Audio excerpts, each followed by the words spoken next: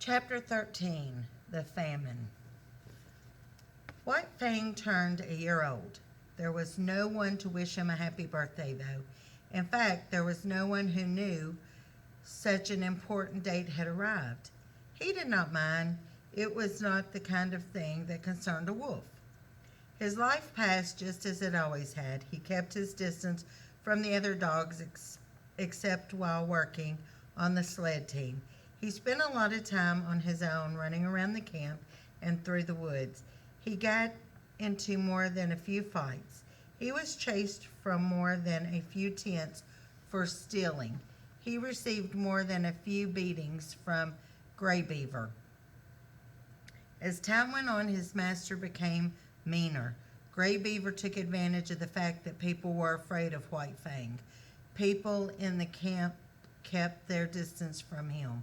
Too many children received small bites. Too many women were frightened by his growl. Even Indians in other camps had heard about the wolf. Some even came to visit Gray Beaver so they could see White Fang firsthand. Gray Beaver held court as if he were a king on a throne. White Fang was his kingdom. Another year passed in much the same way. White Fang turned two. Once again, no one noticed or cared. His days were still filled with fights, protecting Gray Beaver's property, or fending off blows from his master.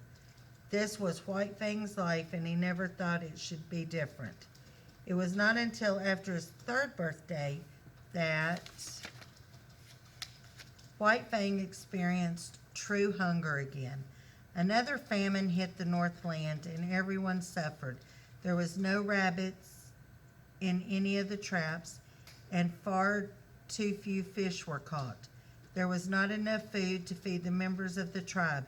Even the dogs, including White Fang, left for the wild. They stood a better chance fending for themselves in the woods. White Fang was better suited for this life than the others. The young wolf knew about life in the wild. He quickly fell back into old patterns. He passed through familiar territory and visited old places. He found fallen into.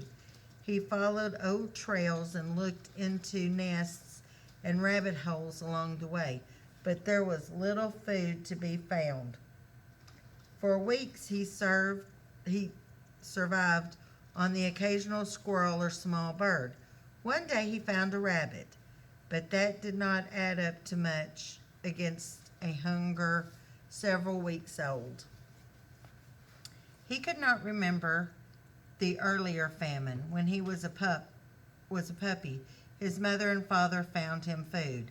They kept him alive while all his siblings passed away. Now that he was on his own, White Fang was becoming more desperate. He tried going back to the Indian camp. He did not go in too far, though. He lurked around the outer edge, sniffing for scraps of food. There was very little to steal. Most of their traps were empty. When White Fang understood that the Indians were also worried and desperate, he knew that they had little to offer. He looked for the rabbit snares. Then, when life in the camp was bountiful, he would often raid the snares, grabbing fresh rabbit meat before one of the men found it. There was nothing now, though. White Fang returned to the woods, happy for whatever he could find. During the longest stretch of time without food, White Fang ran into Lip Lip. The older dog had always taken to the woods. It was an unexpected meeting, walking in opposite directions along the base of a high cliff. They rounded the corner of rock and found themselves face to face. The hair on White Fang's back rose. He bared his teeth and snarled. Then, before he even had a chance to think about it, White Fang jumped. It was over quickly. Lip Lip was not as skilled at life as the wolf was. He had not been as successful in landing small bits of food, so he wasn't as strong. White Fang won this last fight and at long last ate a good meal. Eventually, the hunting became easier. White Fang found more food as he made his way through the woods. He ate his share and left the rest for others. This was one thing he remembered from his mother's first lesson. You must only use what he must only use what he needed. Without thinking too much about it, he started moving back toward the river.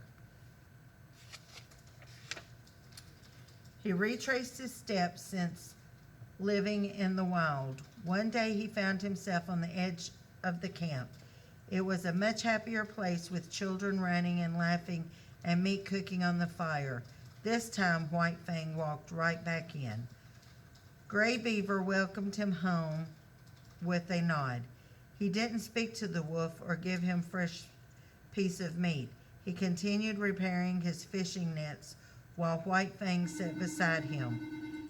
They returned to their daily routine as though they had never been apart.